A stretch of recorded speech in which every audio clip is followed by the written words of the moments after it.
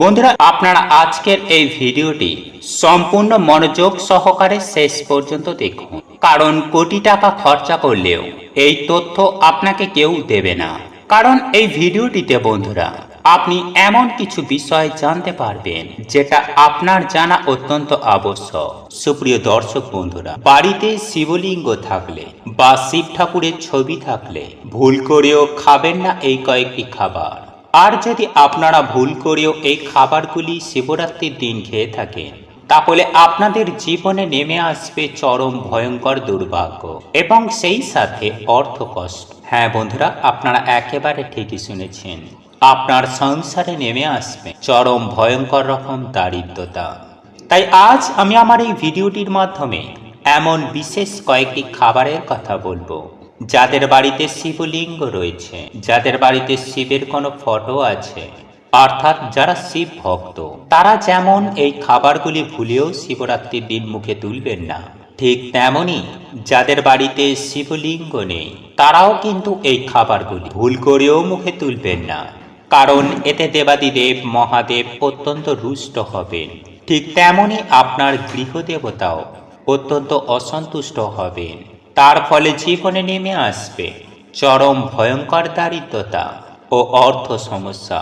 বন্ধুরা, একের পর এক সমস্যা যেমন আপনাদের জীবনে নেমে আসবে, ঠিক তেমনই আপনার জীবনে দুঃখ, কষ্ট, জ্বালা যন্ত্রণা, এমনকি রোগ ব্যাধিও নিত্য সঙ্গী হয়ে উঠবে। এক কথায় বলতে গেলে আপনার জীবন নরক যন্ত্রণার সমান হয়ে উঠবে। তাই বন্ধুরা, আপনারা মহাশিবরাত্রির দিন এই খাবারগুলি বা এই সবজিগুলি যদি বাড়ির মধ্যে প্রবেশ করান, তাহলে বাড়ির প্রত্যেকটি সদস্যদের মধ্যে ঝগড়া, কলহ, অশান্তি লেগেই থাকবে।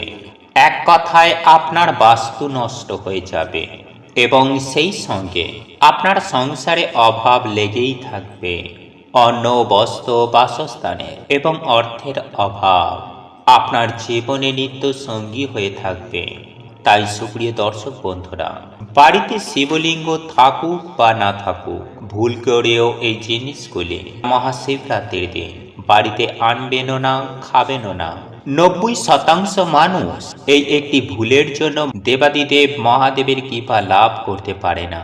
তাই এই প্রসঙ্গে বিস্তারিত জানার আগে আপনাদের বলে রাখি, আপনি যদি আমাদের এই চ্যানেলে নতুন হয়ে থাকেন, তাহলে চ্যানেলটি অবশ্যই সাবস্ক্রাইব করুন এবং পাশে থাকা নোটিফিকেশন বেল আইকনটি ক্লিক করুন, কারণ আমি বিভিন্ন প্রকার তন্ত্র, মন্ত্র, বশীকরণ, টোটকা, বাস্তু টিপস, জ্যোতিষশাস্ত্র, পুজো আরাধনা এবং ব্ল্যাক ম্যাজিক করা নিয়ে নিত্য নতুন ভিডিও আপলোড করে থাকি, যা প্রয়োগ করার মাধ্যমে আপনার জীবনে থাকা সকল প্রকার সমস্যার সমাধান হয়ে যাবে। চলুন এইবার মূল আলোচনায় প্রবেশ করা যাক। তবে মূল আলোচনায় প্রবেশ করার আগে আপনারা যদি দেবাদিদেব মহাদেবের একনিষ্ঠ ভক্ত হয়ে থাকে, যদি আপনারা চান দেবাদিদেব মহাদেবের আশীর্বাদের হাত আপনার পরিবারের মাথার ওপরে থাকুক, তাহলে ওম নমঃ শিবায়, হর হর মহাদেব লিখে কমেন্ট অবশ্যই করবেন। বন্ধুরা, আমাদের শাস্ত্রে বলা হয়েছে, আপনি যখন একটি বিল্বপত্র শিবলিঙ্গে অর্পণ করছেন, সেই বিল্বপত্র কিন্তু 6 মাস পর্যন্ত নষ্ট হয় না বা বাসি হয় না। আপনারা যা বলবেন। বন্ধুরা, এই বিল্বপত্র দেবাদিদেব মহাদেবকে অর্পণ করার পেছনেও একটি পৌরাণিক কাহিনী রয়েছে। বন্ধুরা, যখন সমুদ্র মন্থন হয়েছিল, তখন সেই সমুদ্র মন্থনের সময়ে কিন্তু সেখানে একাধিক জিনিস উঠেছিল এবং সেখান থেকে বিষও কিন্তু উঠেছিল এবং সেই বিষ চারিদিকে ছড়িয়ে পড়েছিল। আর তখন সম্পূর্ণ বিশ্বকে রক্ষা করার জন্য স্বয়ং দেবাদিদেব মহাদেব সেই বিষ বা গরলকে হরণ করে নিজের কণ্ঠে ধারণ করেছিলেন। আর সেই দিন থেকেই দেবাদিদেব মহাদেবকে নীলকণ্ঠও বলা হয়। আর বন্ধুরা, সেই বিষের প্রভাবের কারণে দেবাদিদেব মহাদেবের শরীরের তাপ অত্যন্ত হারে বাড়তে শুরু করেছিল, আর এর ফলে আশপাশের বাতাবরণ জ্বলতে শুরু করেছিল।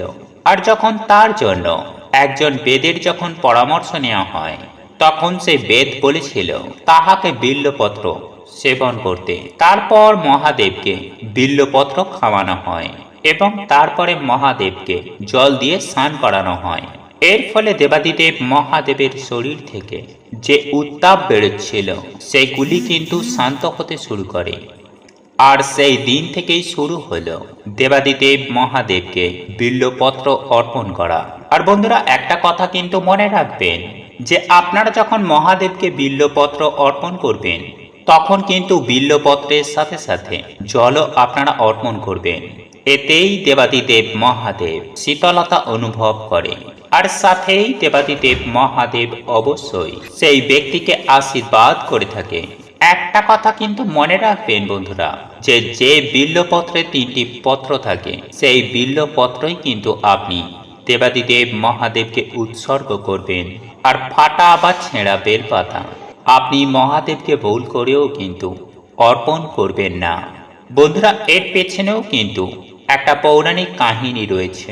যখন ভগবান শিব শ্রী ভগবান গণেশজির যখন মস্তক যখন ছেদন করেছিল সেই দিন থেকে মহাদেব সংকল্প করেছিলেন যে আজ থেকে কোনো দিন আমাকে খণ্ডিত কোনো বস্তু যেন অর্পণ না করা হয়।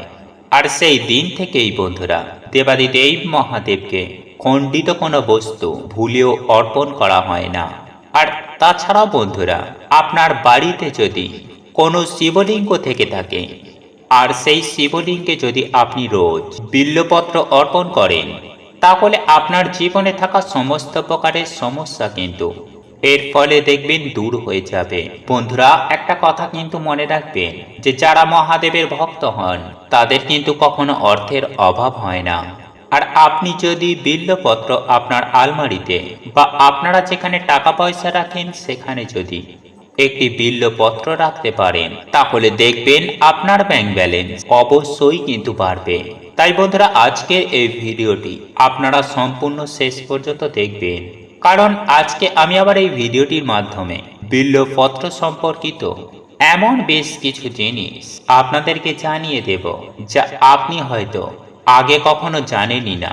আর আজকে আমি যে সব তথ্যগুলো আপনাদেরকে দিতে চলেছি সেগুলি কিন্তু আপনারা কোটি টাকা খরচা করেও সেই তথ্য আপনি কোথাও পাবেন না। তবে বন্ধুরা একটি কথা কিন্তু মনে রাখবেন যে অল্প জ্ঞান কিন্তু খুবই ভয়ানক হয়, তাই ভিডিওটি কিন্তু সম্পূর্ণ শেষ পর্যন্ত দেখবেন। আর আপনি যদি দেবাদিদেব মহাদেবের আশীর্বাদ ও কৃপা লাভ করতে চান তাহলে অবশ্যই কমেন্ট বক্সে ওম নমঃ শিবায় হর হর মহাদেব অবশ্যই লিখবেন।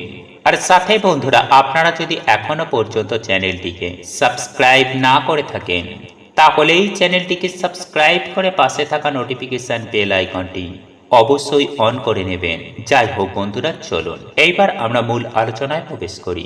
বন্ধুরা আজকে আমি আপনাদেরকে যে বিল্বপত্র খাবার বিষয়ে জানাবো এগুলি আপনারা অন্য কোনো ভিডিওর মাধ্যমে পাবেন না। বন্ধুরা এই বিল্বপত্র কিন্তু যে কোনো সময়ে তোলা উচিত নয়। এমন বেশ কিছু সময় রয়েছে বা বেশ কিছু এমন তিথি রয়েছে সেই সময়ে তোলা উচিত, বা এমনও কিছু সময় রয়েছে যে সময়ে বিল্বপত্র ভুল করেও তোলা উচিত নয়। বন্ধুরা এই বিল্বপত্র সব সময় চতুর্থী, অষ্টমী, নবমী, দশমী, অমাবস্যা, সংক্রান্তি এইসব তিথিতেই বা এইসব দিনগুলিতে বিল্বপত্র আপনারা ভুল করেও তুলবেন না। বন্ধুরা শাস্ত্রে এটাও স্পষ্ট করে জানানো হয়েছে যে সোমবার দিনকে বিল্বপত্র ভুল করেও কিন্তু তুলবেন না। তাই বন্ধুরা একটি কথা কিন্তু মাথায় রাখবেন যে আপনি হয়তো সোমবারের ব্রত করছেন আর এই ব্রত সম্পূর্ণ করার জন্য যে বিল্বপত্র লাগবে সেই বিল্বপত্র কিন্তু আপনারা সোমবার দিনকে তুলবেন না, আগের দিনকেই তুলে রাখবেন। অর্থাৎ সোমবারে লাগলে রবিবারে তুলে রাখবেন।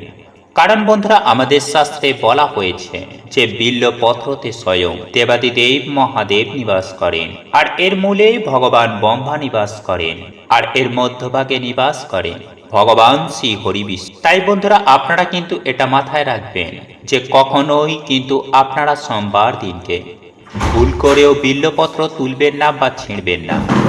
এছাড়াও বন্ধুরা আপনারা কিন্তু দুপুরের পরে আর বিল্বপত্র তুলবেন না। কারণ বন্ধুরা আমাদের শিব পুরাণে উল্লেখ করা হয়েছে যে দুপুর 12টার পরে বিল্বপত্র তুললে কিন্তু এতে ঘোর পাপ লাগে। যাই হোক বন্ধুরা এইবার আমরা জেনে নেব যে এই বিল্বপত্র কিভাবে উৎপত্তি হয়েছিল। বন্ধুরা একবার মাতা পার্বতীর কিছু ঘাম মধ্যাঞ্চল পর্বতে গিয়ে পড়েছিল। আর সেখান থেকে একটি গাছ অর্থাৎ একটি বৃক্ষ কিন্তু সেখান থেকে জন্ম নেয়। আর সেই গাছটিকে অর্থাৎ বৃক্ষটিকে বেলপত্র নামে আমরা জানি। আর তারপরে সেই বেলপত্র পূজনীয় বস্তু হয়ে ওঠে। দেখুন বন্ধুরা, আপনি যখন এই বেলপত্র যখন শিবলিঙ্গে অর্পণ করবেন বা উৎসর্গ করবেন, তখন কিন্তু এই বিল্বপত্র সাধারণ বিল্বপত্র হয়ে রয়ে যায় না। তখন কিন্তু সাধারণ বিল্বপত্র কিন্তু দেবাদিদেব মহাদেবের প্রসাদ হয়ে যায়, যা কঠিন থেকে কঠিন অসুখও কিন্তু তা সারিয়ে তুলতে পারে। এবং জীবনে থাকা একাধিক প্রকার সমস্যা, আপনাকে হয়তো কেউ বান মেরেছে বা টুকিটাকি করেছে, কিংবা কেউ অভিশাপ আপনাকে দিয়েছে, কিংবা যদি আপনার সময় খারাপ যাচ্ছে, এই সব সমস্যাগুলি থেকেও কিন্তু এই বিল্বপত্রের সাহায্যে রেহাই পেতে পারেন। আর এই বিল্বপত্র তখন আপনার জন্য অমৃত সমান হয়ে ওঠে। বন্ধুরা, আপনারা যে বিল্বপত্র শিবলিঙ্গে অর্পণ করছেন, সেই বিল্বপত্র যদি আপনারা খেতে পারেন বা আপনারা যদি খান, তাহলে আপনার শরীরে যে গুপ্ত রোগ রয়েছে, যে রোগগুলোর সম্পর্কে হয়তো আপনি জানেনই না, সেই রোগগুলো কিন্তু এর ফলে সুনিশ্চিতভাবে নিরাময় হতে পারে। সাথে কিন্তু সর্দি, কাশি, পিত্তদোষ এই রকম একাধিক প্রকার রোগ থেকেও কিন্তু আপনারা রেহাই পেতে পারেন।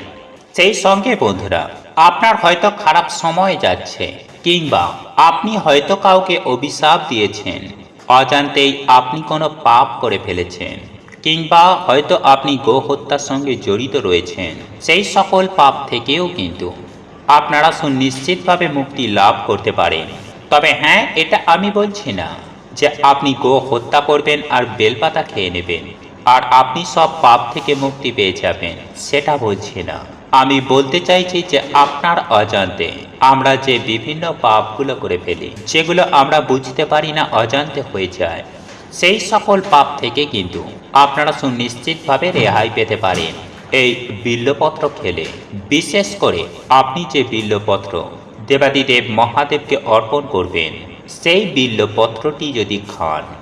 তবে হ্যাঁ বন্ধুরা, আপনি একবার গেলেন আর শিবলিঙ্গ থেকে বেলপাতা তুলে খেয়ে নিলেন তা নয়, মোটামুটি আপনাকে 3 দিন খেতে হবে। সেই সঙ্গে সঙ্গে বন্ধুরা, এই বিল্বপত্র খেলে তামসিক গুণকেও কিন্তু শেষ করে দেয়। বন্ধুরা, অনেকেই প্রশ্ন করে যে আমরা তো আগে মাছ মাংস খেয়েছি, আমরা পাপ করেছি, তাহলে সেক্ষেত্রে আমি কি করব? বন্ধুরা, এক্ষেত্রে আমি আপনাদেরকে একটি কথা বলে রাখি যে আপনি যে শিবলিঙ্গে বিল্বপত্র অর্পণ করছেন, সেই বিল্বপত্র আপনি যদি খেতে পারেন, ধরুন আপনি হয়তো আগে মাছ মাংস খেতেন আর এখন খান না, তো আগে যে আপনি খেতেন তার জন্য আপনার হয়তো অনুশোচনা হয়, তাহলে সেক্ষেত্রে আপনি যদি এই বিল্বপত্র একবার খেতে পারেন, তাহলে সেই পাপের থেকেও কিন্তু আপনারা রেহাই পেতে পারেন। আর এটা কিন্তু বন্ধুরা শিব পুরাণে স্পষ্ট করে বলা হয়েছে যে আপনারা এই বিল্বপত্র সকালবেলা খেতে পারেন বা দুপুরবেলাও খেতে পারেন, এমনকি সন্ধ্যাবেলাতেও খেতে পারেন। বন্ধুরা, যদি কোনো ব্যক্তি প্রতিদিন যদি বিল্বপত্র খেতে পারে, তাহলে তার শরীরে বা তার মনে যেসব তামসিক গুণ রয়েছে বা উৎপন্ন হচ্ছে, সেই গুণগুলো কিন্তু নষ্ট করে দেয়। আর বন্ধুরা, শাস্ত্রেতে এটাও স্পষ্ট করে বলা হয়েছে যে বিল্বপত্র খেলে আমাদের ভাগ্য কিন্তু অত্যন্ত শক্তিশালী হয়ে ওঠে। তাতে আপনার যেমনই ভাগ্য হয়ে থাকুক না কেন, দেখবেন আপনার যে সব দুর্ভাগ্য, সেই সব দুর্ভাগ্য কিন্তু সৌভাগ্যে পরিবর্তিত হয়ে যাবে। বন্ধুরা, বাড়িতে সুখ, শান্তি, সমৃদ্ধি অটুট রাখার জন্য আমরা প্রত্যেকেই বাড়ির মধ্যে একটি ছোট্ট শিবলিঙ্গ স্থাপন করে থাকি। আর যদি আপনার বাড়িতে এখনো পর্যন্ত শিবলিঙ্গ না থেকে থাকে, তাহলে অতি অবশ্যই বাড়ির বাস্তু দোষ দূর করার জন্য এবং পরিবারের সুখ, শান্তি, সমৃদ্ধি অটুট রাখার জন্য আপনি আজই শিবলিঙ্গের প্রতিষ্ঠা করুন। আর আপনার বাড়িতে যদি শিবলিঙ্গ প্রতিষ্ঠা করা থাকে, তাহলে আপনাকে কিছু নিয়ম কানুন, রীতিনীতি মেনে চলা অবশ্যই দরকার। এর ফলে আপনার জীবনে সুখ, শান্তি, সমৃদ্ধি ক্রমশ উত্তরোত্তর বৃদ্ধি পাবে এবং সাথে থাকবে স্বয়ং দেবাদিদেব মহাদেবের অশেষ কৃপাদৃষ্টি। তাই বন্ধুরা, সে কারণে এই কয়েকটি খাবার যেমন খাবেন না, ঠিক তেমনি আপনার সংসারেও এই খাবারগুলি প্রবেশ করাবেন না। এর ফলে আপনার সংসারের প্রত্যেকটি সদস্যের অমঙ্গল যেমন হতে পারে, ঠিক তেমনই আপনার সংসারে দেখা দিতে পারে অন্নবস্ত্র এবং অর্থের অভাব। তাই ভুল করেও এই খাবারগুলি গৃহের মধ্যে রান্না করবেন না, খাবেন না নিজের সংসারের উন্নতি করতে। আর যে জিনিসগুলি আপনারা খাবেন না তার মধ্যে সবার প্রথমেই হলো দুধ। হ্যাঁ বন্ধুরা, আপনারা একেবারে ঠিকই শুনেছেন, কাঁচা দুধ। যেহেতু এই দিন আমরা শিবলিঙ্গে কাঁচা দুধ ঢেলে পূজা করে থাকি, তাই কাঁচা দুধ ভুল করেও মুখে তুলবেন না। আর যদি আপনারা এই দিন কাঁচা দুধ পান করেন, তাহলে আপনি জানবেন যে আপনি নিজের বিপদ নিজেই ডেকে আনছেন। এরপর দ্বিতীয় যে জিনিসটি আপনারা খাবেন না সেটি হলো আমিষ খাবার। হ্যাঁ বন্ধুরা, দেবাদিদেব মহাদেবের আশীর্বাদ পেতে নিজেকে একটু সংযত করে আমিষ খাবার খাওয়া থেকে নিজেদের বিরত রাখুন। যদি আপনারা এমনটি করতে পারেন, তাহলে আপনার সকল মনস্কামনা সুনিশ্চিতভাবে পূরণ হয়ে যাবে। এরপর তৃতীয়ত যে খাবারটির কথা বলবো তা হলো কোনো লাল রঙের খাবার এই দিন আপনারা খাবেন না, যেমন মসুর ডাল, লাল লঙ্কা, লাল শাক ইত্যাদি। কারণ শাস্ত্রে এমনটাই উল্লেখ করা আছে যে লাল রঙের কোনো খাবার এই দিন না খাওয়াই উচিত। কারণ দেবাদিদেব মহাদেবের অপছন্দের তালিকায় রয়েছে এই জিনিসগুলি। তাই এই ধরনের জিনিসগুলি আপনারা ভুল করেও বাড়িতে যেমন আনবেন না, ঠিক তেমনই আপনারা খাবেন না। এছাড়াও যে জিনিসগুলি আপনারা খাওয়া থেকে নিজেদেরকে এড়িয়ে চলবেন, তার মধ্যে অন্যতম হলো যে কোনো প্রকার শাকসবজি এবং বেগুন। হ্যাঁ বন্ধুরা, এগুলি যতটা সম্ভব ততটা কম খাবেন, ততটাই আপনার মঙ্গল। তাই মহাশিবরাত্রির দিন সকালবেলা ঘুম থেকে উঠেই স্নান করে দেবাদিদেব মহাদেবের পুজো আরাধনা করবেন এবং স্নান করার পর বিশেষ একটি মন্ত্র জপ করবেন। যে মন্ত্র সম্পর্কে একটি স্বতন্ত্র ভিডিও ইতিমধ্যে আমাদের এই চ্যানেলে আপলোড করা হয়েছে, যা আপনাদের প্রয়োজন বোধ হলে আপনারা দেখে নিতে পারেন। যাই হোক বন্ধুরা, আপনারা এই দিন আপনাদের সামর্থ্য মতো নৈবেদ্য নিবেদন করে আপনি যদি দেবাদিদেব মহাদেবের পুজো আরাধনা করতে পারেন, তাহলে আপনি স্বয়ং দেবাদিদেব মহাদেবের কৃপা ধন্য লাভ করবেন। বন্ধুরা, আপনারা প্রত্যেকেই জানি যে দেবাদিদেব মহাদেব খুব অল্পতেই সন্তুষ্ট। তাই আপনারা যদি এই সমস্ত কাজগুলি না করতে পারেন, তাহলে অন্তত পক্ষে একটি ত্রিপত্রযুক্ত বেলপাতা এবং সামান্য একটুখানি গঙ্গা জল শিবলিঙ্গে অতি অবশ্যই নিবেদন করুন। আর আপনাদের পক্ষে যদি সম্ভব হয়, তাহলে আকন্দ ফুল, কল্কে ফুল এবং অপরাজিতা ফুল অবশ্যই দেবাদিদেব মহাদেবকে নিবেদন করবেন। এর ফলে আপনার সকল দুঃখ, কষ্ট, জ্বালা যন্ত্রণা, রোগ ব্যাধি, দারিদ্রতা খুব সহজেই দূর হয়ে যাবে। এবং তার পূজা করার সময় যে মন্ত্রটি পাঠ করবেন সেটি হল ওম নমঃ শিবায়। এই মন্ত্রটি অন্ততপক্ষে 3 বার জপ করবেন।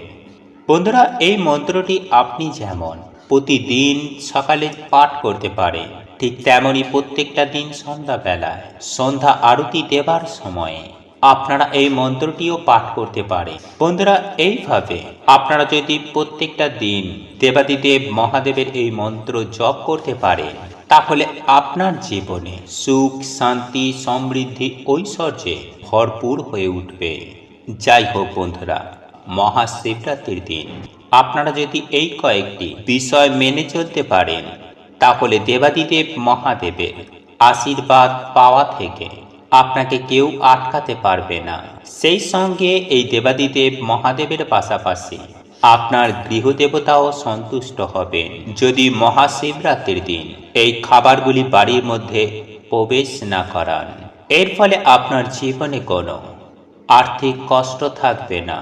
ঠিক তেমনই দেবাদিদেব মহাদেবের কৃপায় আপনার জীবনে এতটাই আয় উন্নতি হবে যে আপনাকে আর কখনোই পেছন ফিরে তাকাতে হবে না।